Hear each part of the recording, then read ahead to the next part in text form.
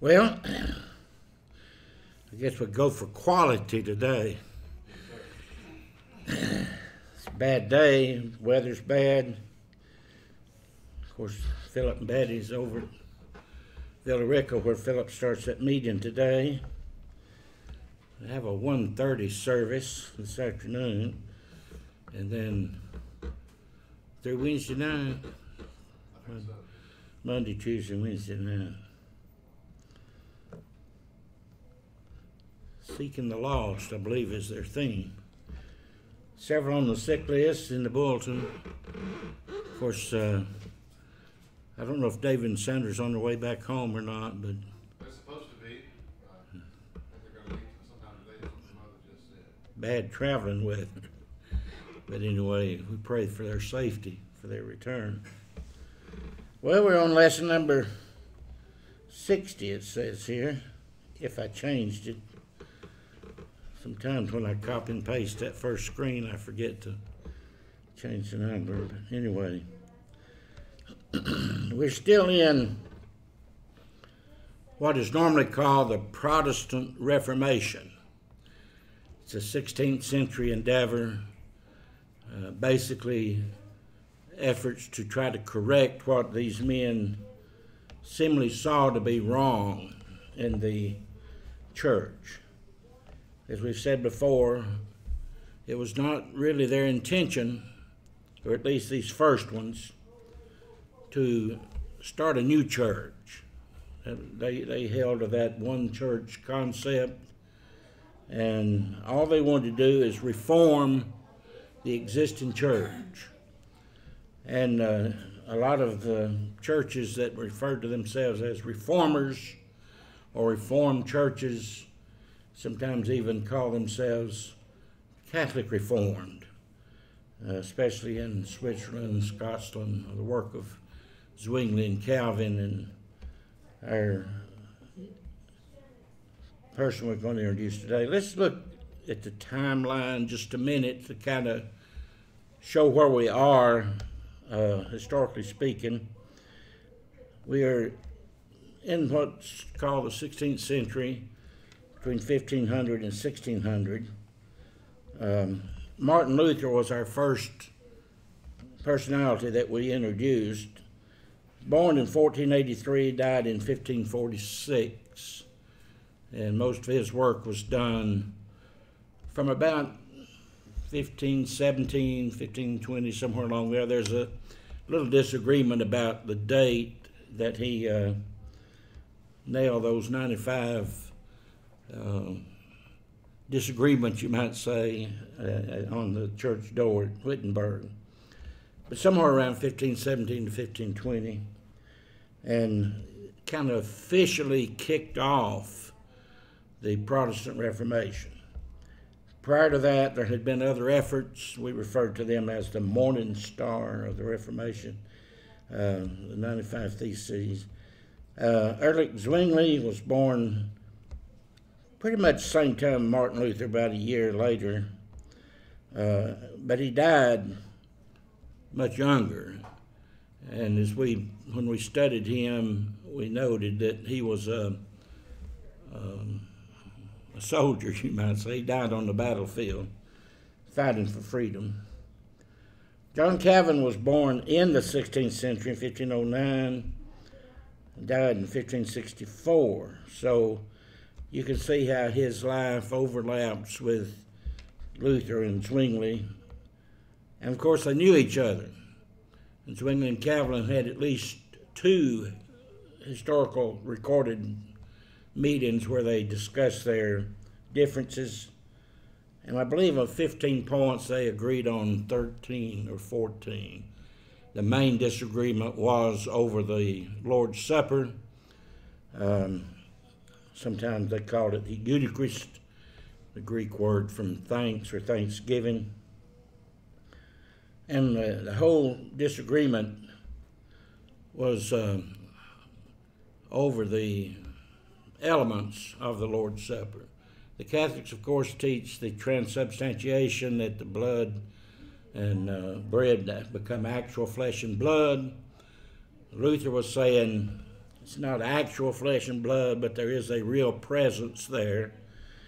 And Zwingli said, well, they're just symbols or representation of it, and that's all it was. So that's where their major disagreement was. I believe, I'm not sure where John Calvin stood on that issue. I think he agreed more with Luther. I'm not sure. John Knox is our present personality, born 1513, died in 1572, lived contemporary, of course, with the other reformers. I'm not sure if he ever met Zwingli and Luther, but I know he did meet John Calvin and was greatly influenced by his work. We just put in, for reference sake, around 1455, the printing press was invented, which played a major role in the Protestant Reformation because it allowed Bibles to be printed at an affordable price, and many who had never seen a Bible or owned a Bible began to have one, and they began to read, and of course this began opening the door for the many disagreements that they found. One thing we have mentioned before about the Reformation, while there was a certain amount of good that came forth from the Reformation, there were also a lot of false doctrines that originated during this period of time. And this happens when you have a lot of free thinkers. The objection to the Pope was the main, or you might say one of the main issues, which came down to church authority. Also, the idea of the authority of the fathers was attacked by these reformers, and basically they said we need to go by Scripture alone. But then when we look at some of their doctrines, we realize they also, you might say, went to the other extreme. It's just as wrong to bind where God is not bound as it is to loose where God is not loosed. So we see often in these efforts extremism, going from one extreme to the other. Let's take a look this morning at John Knox.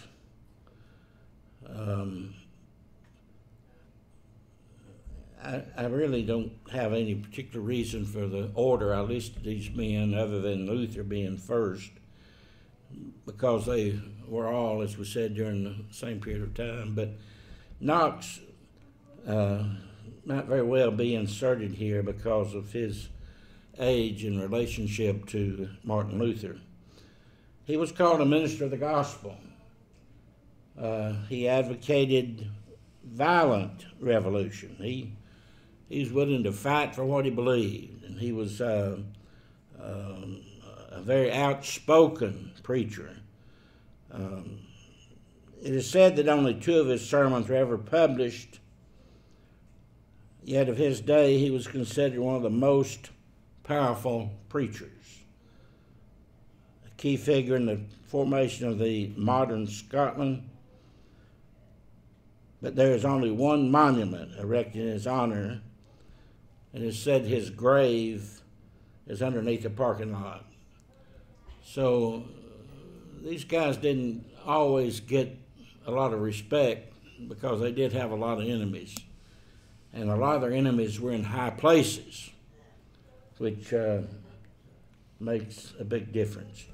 Born around 1514, just south of Edinburgh. He was well educated.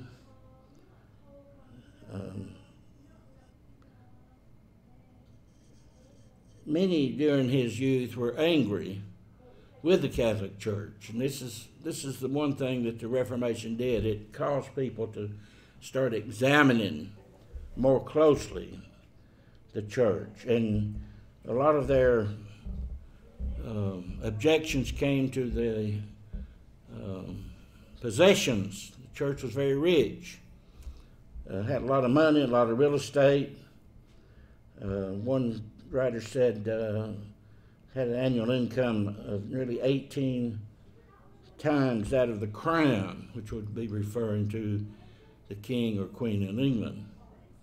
Of course, that really has nothing to do with anything, so to speak, but when you consider a lot of the people that were giving their money to the church are very poor, and it was a struggle, you might say, for them to give what they were given, and then to see that kind of prosperity kind of went against the grain a little bit.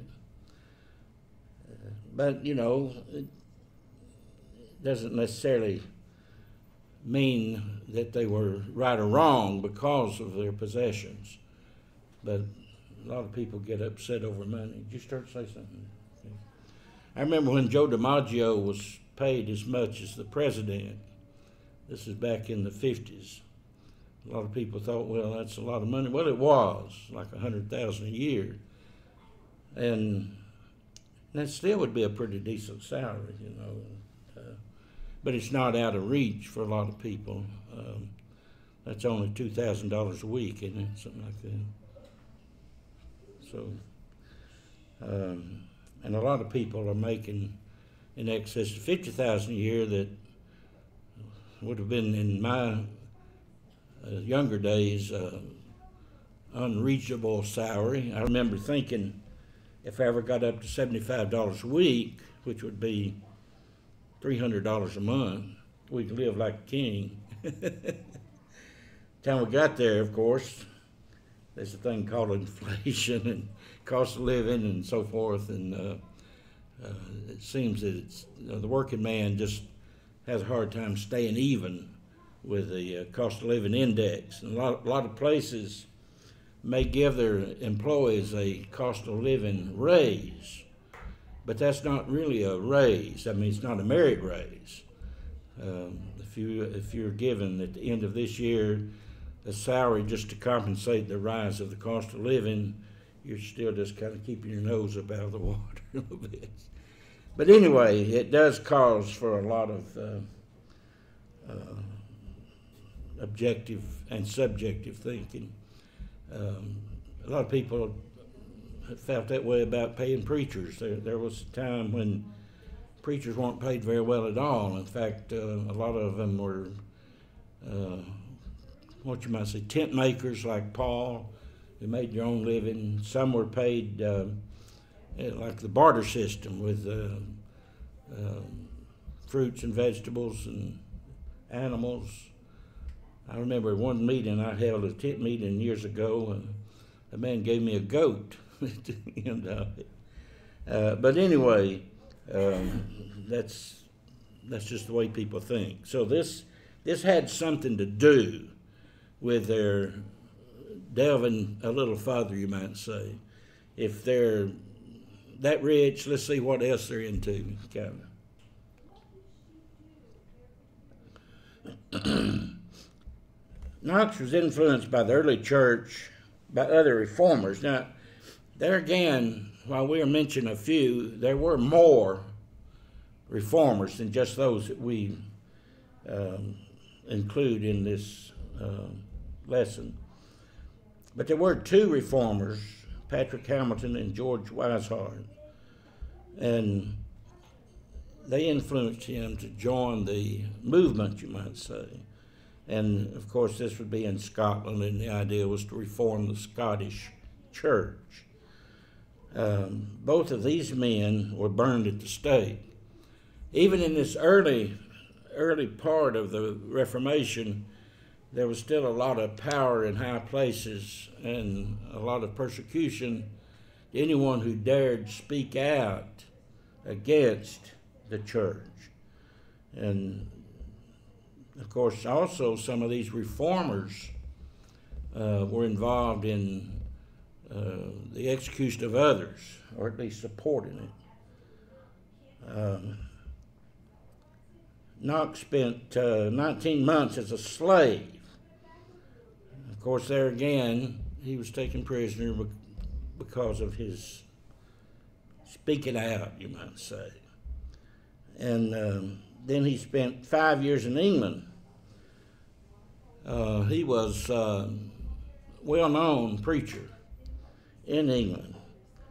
But when Mary Tudor, you might say Bloody Mary, took the throne, he was forced to leave England, so he moved to Geneva, Switzerland, and that's where he met John Calvin.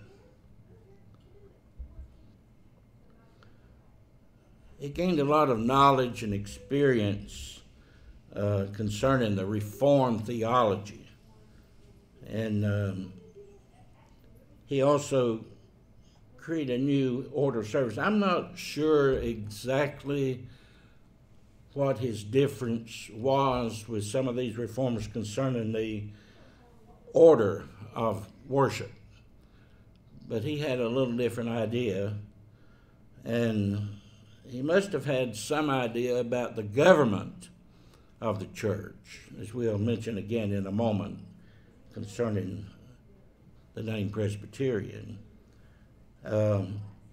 Also, again, these Reformed churches were not actually considered denominational or other denominations. They were just churches that wanted to adhere to some of the Reformed ideas, and at this point in time had not considered themselves to be what you might say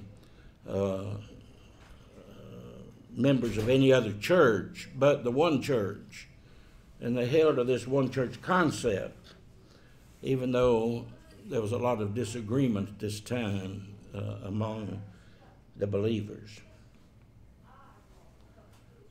When he left Geneva, he went to Germany, Frankfurt, and he was the head of the English Refugee Church. But then again, here was that difference of opinion concerning the liturgy, or you might say the order or pattern of worship. And there again, I'm not exactly sure what the difference was. I suppose we might could find it by doing a little more research, but it really didn't make a whole lot of difference, because there were a lot of disagreements floating around at this time. And I guess that's the case anytime you establish authority other than the accepted authority, which at this time would be the church and the fathers. When you leave that established, accepted pattern, then sometimes it's hard to stop. You go through a door and you just keep going. And so we're not really sure what all the differences were, but this, of course, brought an end, you might say, to his relationship to the church in England. And the church in England also, we're going to talk about next, was already in play with King Henry, because King Henry VIII died and Mary was on the throne. Actually, his son Edward was there for a little while, and then Mary took over. So that kind of shows you the time frame that they were in. There was, of course, some differences concerning the service itself. There again, the Catholics and others, some of the others, use the word Eucharist, and this word came to mean the entire worship service in the minds of some people. And so there was that difference of opinion as to exactly what we ought to be doing and how we ought to be doing it.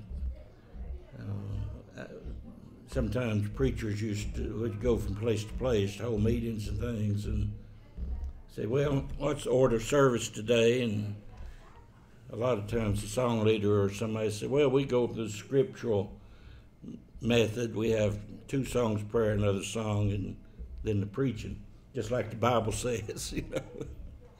But the Bible doesn't give us those prescribed ways of doing it. we're told what to do. We have singing, we have praying, we have teaching, we have the Lord's Supper, we have the giving of our means. All of this we do generally on the Lord's Day, although we have Bible references to doing them any day of the week except the giving and the Lord's Supper, and we only have biblical authority for that being on the first day of the week by way of example.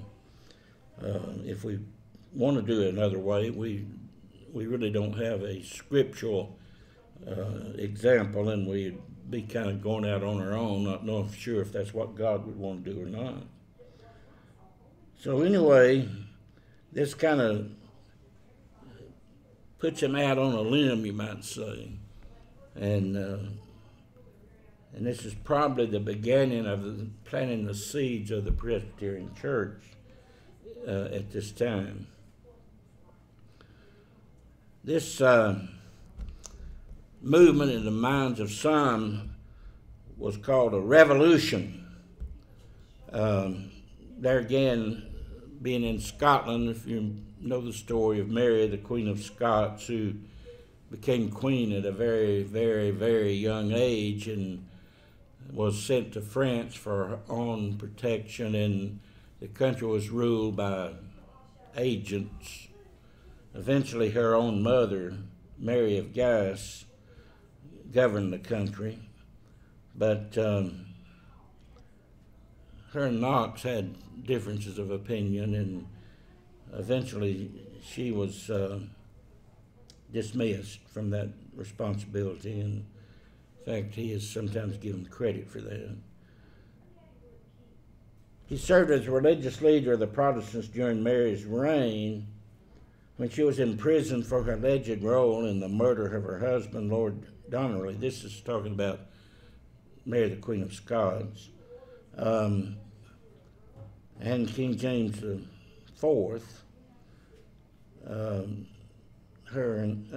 Was in thorn. In other words, King James IV, or the sixth, V1, that's six, isn't it? Was actually Mary, Queen of Scots' son. So he took over after she was accused of being involved in the killing of Lord Donnelly, her husband. And, of course, he continued to preach until he died. John Knox, along with 5 other reformers, helped write the new Confession of Faith for the newly created Reformed Church, the Kirk it was called. I'm not sure exactly what that means. Along with the Common Order, this would be considered to be a formational document for the Church of Scotland during the time. And of course, at this point in time, it wasn't called Presbyterian. That came a little later. He died in 1572 and given the credit for beginning the Presbyterian Church in Scotland. A lot of people have argued that reformers before him should have that honor, but they didn't have in mind a new church, but it seemed like John Knox did. And this came about because of his adherence to a particular idea of government of the church.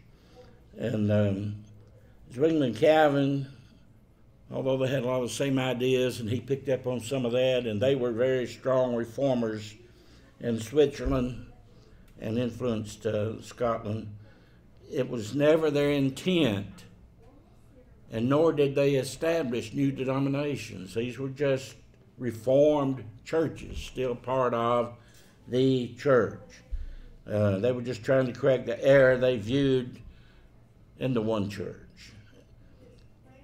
Most Reformed churches today are a group of Protestant denominations connected by the Calvinistic system of doctrine. So there are many denominations who trace their roots back to these Reformed churches, other than the Presbyterian Church. Although I think there is now a Reformed denomination. I'm not 100% sure about that, but I think there is. But I know some of the early churches in America, the Puritans, Pilgrims, and others, would trace themselves back to this Reformed theology.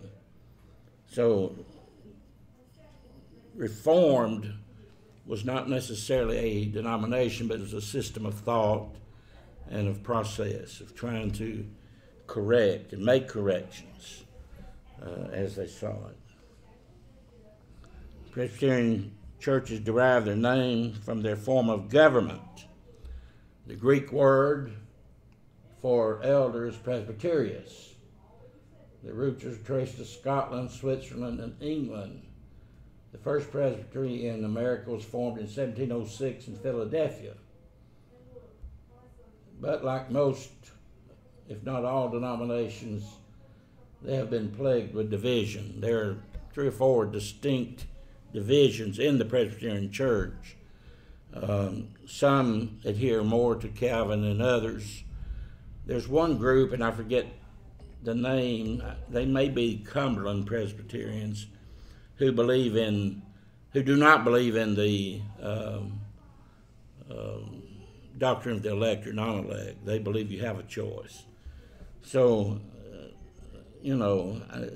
I don't suppose there's any religious group free from division, because as long as you have human beings, you're going to have differences of opinion. That's why it's important that we establish some standard by which we go. And even among those who call themselves Bible-believing people, there's still a lot of differences of opinion and disagreement in how they perceive things. And, of course, all of this can be credited to the Reformation, or they can be blamed for it, however we want to look at it. So we have more division. And I think we're going to see throughout this Reformational period, we only have 2 more churches that's actually considered part of this Protestant movement, which we'll look at in the next couple of lessons. But now we have 4 major churches. We have, of course, the Catholic Church, the Greek Orthodox, the Lutheran, and the Presbyterian. Now, this is the Protestant view of the one church. The idea of the one church is still in their mind, because you can't get away from that. The Bible is very plain concerning the one church. So the only way to explain the one church in the Protestant view is to say, there is one large universal church. And then all of these individual denominations are part of that one church. Of course, that's hard to reconcile with Jesus' prayer that we all be one as he is and the Father are one, and Paul's prayer that we all speak the same thing and be perfected together in the same mind and the same judgment. And they view the vine and the branches as Christ is the vine, and the branches are denominations. But when Jesus gave that parable, he was referring to individuals. If a man abide in me, a man will be cut off. And so he's not really talking about groups of people as branches, but he's talking about individual folks. But anyway, that is the view, and that's how they justified the establishment of other churches, even though there is one church. And that's still the overriding view today. If you ask the man on the street about this, what are you religiously? I'm this or that or the other. But what about the teaching of the Bible, of the one body, the one church? oh, well, yeah, we're all one church. We just are different denominations. And of course, we get that from the denominator. The bottom figure indicates into how many parts the top figure is divided. And this creates more and more division, and it makes of the church fraction. And that, of course, is contrary to the Lord's idea. Hey, Leroy, that just brought into my remembrance the Pope and what the Pope has said recently that was very controversial. You know, he said that God had basically willed that Islam exist. I think I was looking at, I think this is the quote from Pope, where he says that, and I think maybe he was trying to say something smart, but it wasn't so smart in the end. He says, freedom is a right of every person. Each individual enjoys the freedom of belief, thought, expression, and action. The pluralism and the diversity of religions, etc., are willed by God in His wisdom. So God willed the diversity of religions is His point.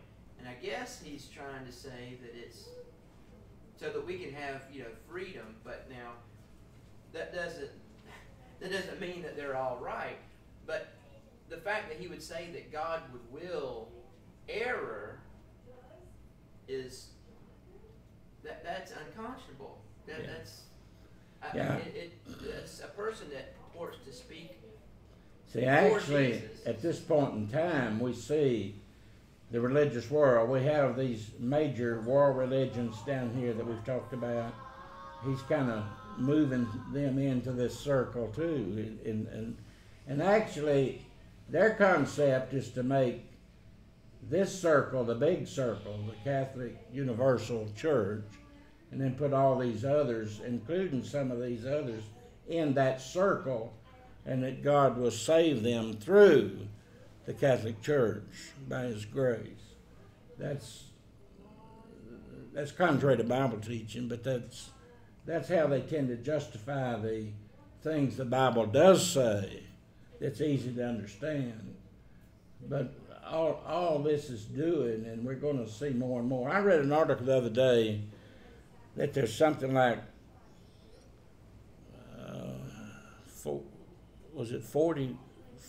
4,500 denominations that exist now.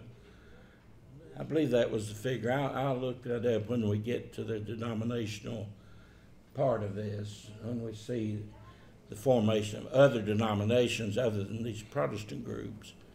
But when I was converted back in the late 50s and preaching in the 60s and 70s and on up, at that point in time, 50, 60 years ago, it was said there are 300 major denominations in the United States. Well, 300 doesn't cut it anymore. I remember when they would begin saying, well, we'd like to have 3,000 rather than 300. And now they're saying even more. It's approaching 5,000. Now, that's being pretty liberal, I guess, with some of the divisions. The church I grew up in recognized 26 distinct divisions within that denomination at that time. I think the one that Chris grew up in observed 11 distinctions at that time. But some of those distinctions were not much, but it was enough to make a distinction. And today, there's more. And talking about John Knox and the Presbyterian Church, they've undergone several splits and reunions, you might say, even in our last 20, 25 years. There's been some pretty major coming back together, and then also some major separations within that denomination. And I guess that's the way it'll be because of the way people think. But anyway, that's how the religious world looked at that time. Of course, we've come through all the Old Testament stories up through Pentecost, and we talked about these world religions. We talked about the formation of the Catholic Church through the falling away. We talked about the Greek Orthodox through the split in 1054, and then we looked at the formation of the Lutheran Church in honor of Martin Luther, although he said, let's not do it this way.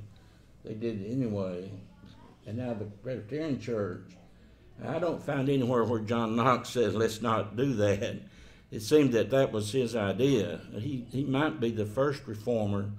Well, he wouldn't be the first because we have King Henry VIII, which we'll introduce as our next personality. When you look at these reformers up to this time, they would fall probably in a little different category than King Henry VIII. In some ways, it's hard to call him a reformer because he actually, as far as I can tell in reading his religion, he never really relinquished his Catholic views except submission to the Pope. And the reason for his division and establishing the church in England was to get out from under the authority of the Pope. And that's about the only difference at that point in time. Now, today there's a few differences, but not much. Aren't they called Episcopalians? They're called Episcopalians. Yeah. In America, they're called Episcopalians. And there again, that's an interesting thing because the Bible makes no distinction between the Episcopal form of government and the Presbyterian form of government. Same thing. It's just the difference in the words. The word bishop, from which we have the Episcopal, and the word elder coming from Presbyterius, but they're referring to the same person in the Bible.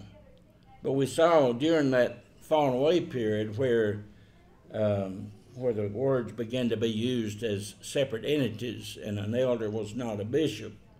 A bishop was over the elders and so forth and so on. But the Bible uses the word pastor, bishop, and elder as overseers, and all referring to the same person.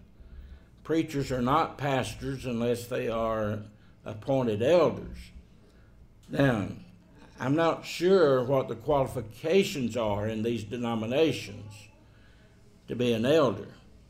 I know I've known women elders in the Presbyterian Church, and of course they would not be the husband of one wife, or at least as we view it in the one man and one woman concept. So they have a different take on the qualifications. Just like the Mormons, the young boys that go out door to door wear the name elder. And of course, there again, that's not descriptive of the New Testament elder. And I don't know why they chose that name to apply to these boys, but they're neither elder in age or in harmony with the qualifications of elders in the New Testament. But anyway, King Henry VIII had a different agenda, you might say, than Luther and Calvin and Knox and Zwingli and these others. And there again, let's look at the timeline a minute just to show where we are. Henry VIII is right along. See, all of this is happening about the same time. Sometimes people get the idea that the Reformation, that these things is one after the other. But basically they were concurrent, just happening in different places without collusion.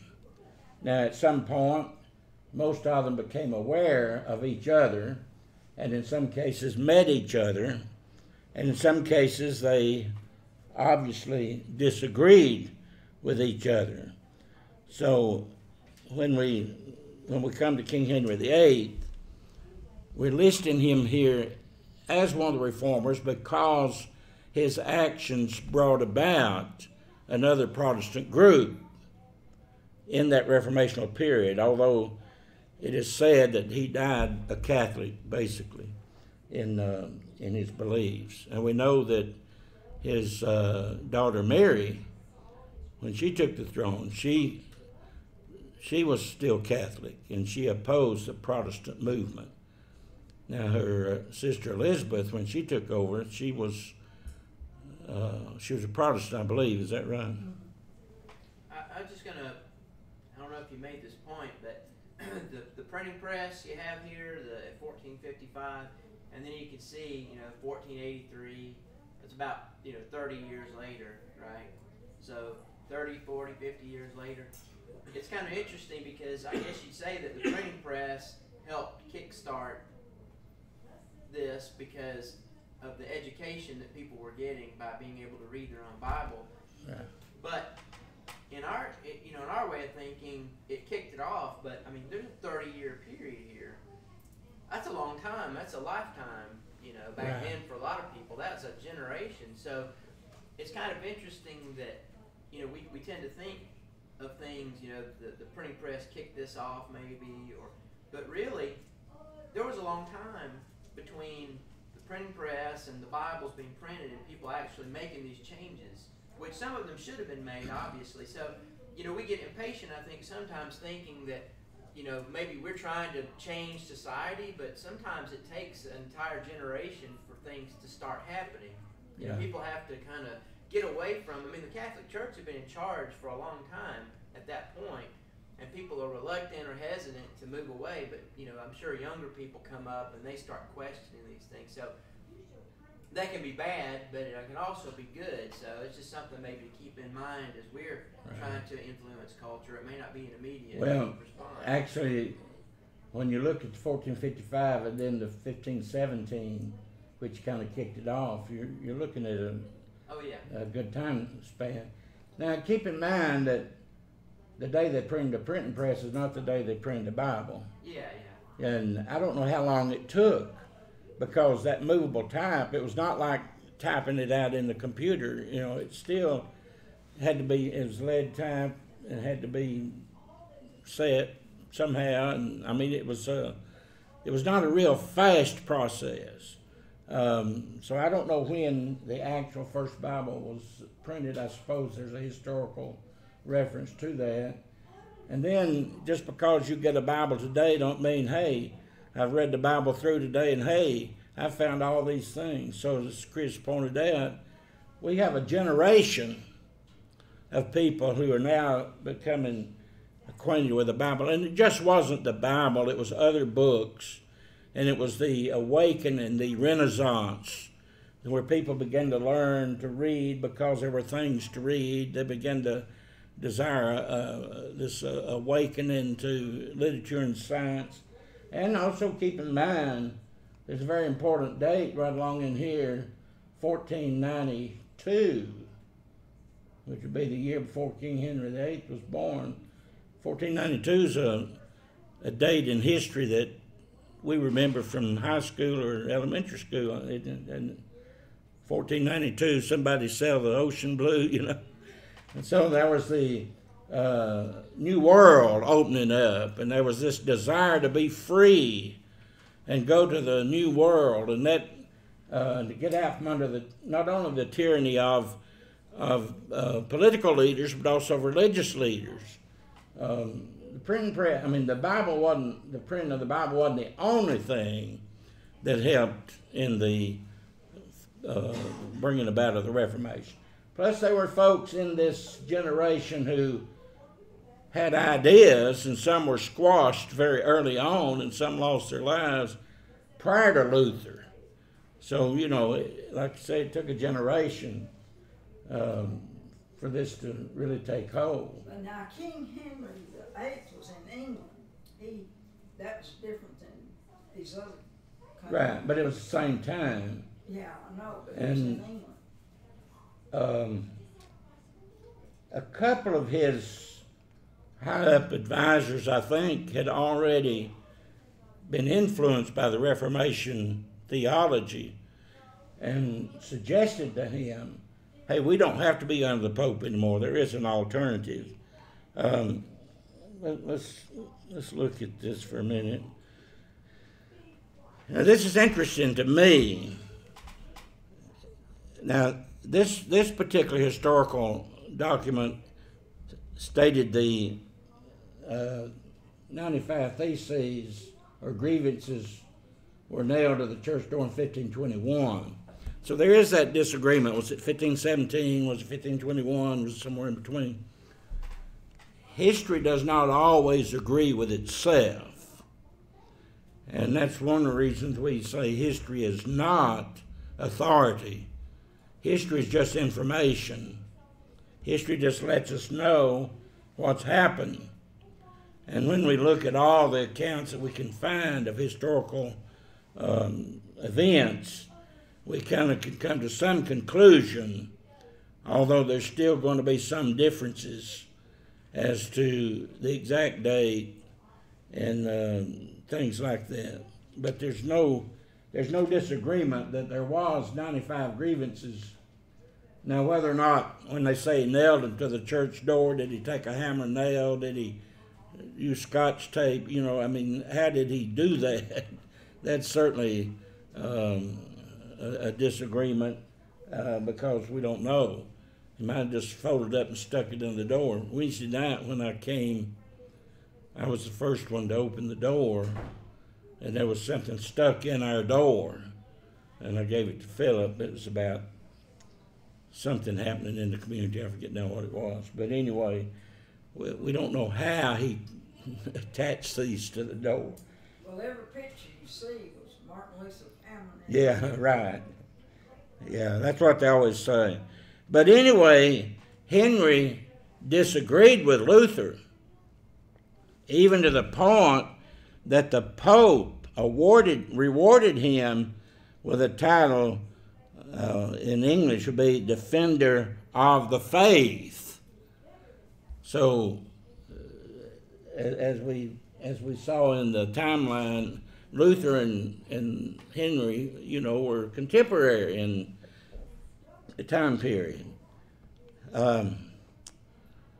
But around 10 years later, the same Henry VIII would break decisively with the Catholic Church, accept the role of supreme head of the Church of England, and dissolve the nation's monasteries, absorbing and redistributing their massive property as he saw fit. What changed? How did the Defender of the Faith end up ushering in the English Reformation? Well, people do things for various reasons. And I think that's my last slide for today. I don't think I've prepared beyond that. Let me look. No. So that's actually, I didn't plan to go beyond this point today anyway, as we'll start tomorrow. I thought I did one more slide, but I must not have saved it. But anyway, we can see that there is a different agenda here in the case of King Henry as in the case of the others.